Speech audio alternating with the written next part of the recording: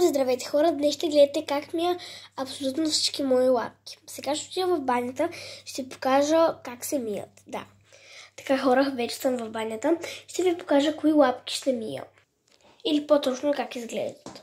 Значи тази. Абе всички. Но най-новата е тази, която никога не съм била. Иначе тази са мити. Тези не са мити. Така, сега ще ги сложа ето тук в мивката и ще напълня мивката догоре. И да, сега. Хора, мивката се пълни. Така хора, напълних мивката. Сега ще пъхна ето тези лапички. Така, ще сложа ето тази. Всъщност забравя да ви кажа, че лапките трябва да се мият с топла вода и с веро, но аз няма да използвам веро, ами ще използвам шампуанче. Да. И сега ще ги сложа вътре. Хора е последната, която я изцапах от ето тези. В видеото може да видите миналото какво. Да.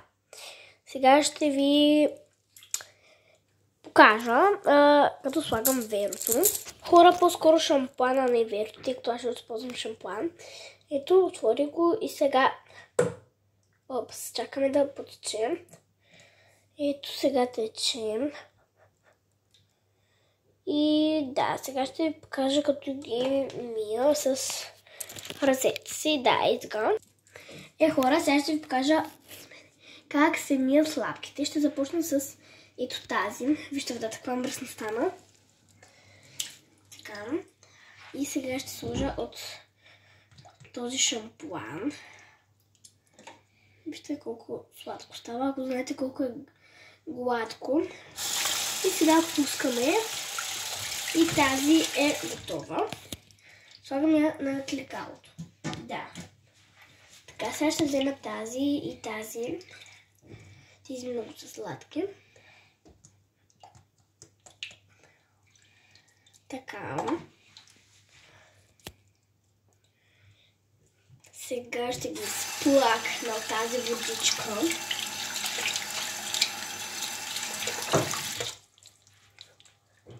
Така. Сега е ред над ето тази, която е много гънусна, тъй като се залепи на тавана. И залепва на заблога и се скъса. Така.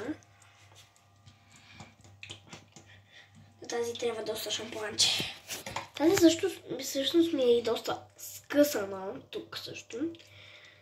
И вижте колко мръсотия пада от нея. Така. Тази ми е първата лапка. Ето тази, която си в момента я мия. След малко ще ви покажа, като ги наредя ето тук на кликалото, как съм си ги взела. Кой е след кой. Така. Вие можете да видите и в видеото, в клипчетата ми в моя канал. Ето, вижте колко е сладка. Вай, сървахе. Така. Слагаме ето при другите. Сега ето тази, която беше с косми, но аз сега измих още от както си я поръчах, тъй като беше много гнусна с косми и много пада по ръцете. Знаете, като видя колко са гладки да бъда. Да. И сега е редна ето тази, която ми е от китайския в град Добрич. Тази също ми е от този магазин. Така. И сега ще изплакнем. Тук мисля, че е малко скъсаничко, но това не е проблем.